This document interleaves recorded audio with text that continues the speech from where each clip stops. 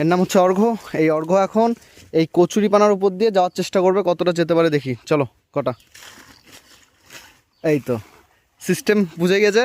দেখো কোথায় কোথায় ঘুরে বেড়াচ্ছে কচুরিপানার ভিতর দিয়ে। দেখো দেখো দেখো, ঠিক আছে, আবার আবার আবার আবার এবার এইদিকে এইদিকে যা, আমি দেখছি।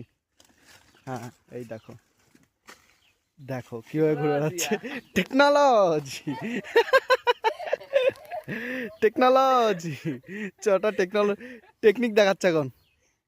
দেখো চলাই চলাই চলাই, হ্যাঁ হ্যাঁ হ্যাঁ হ্যাঁ, দেখো।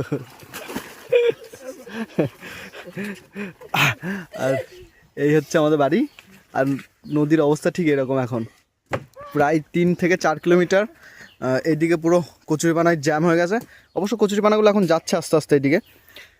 আর সেম এইদিকেও প্রায় 5 কিলোমিটার হবে এরকম কচুরিপানা রয়েছে। আর এই যে নৌকায় দাঁড়িয়ে আছি, আর এই হচ্ছে অর্ঘ্য, তাই তো? ঠিক আছে।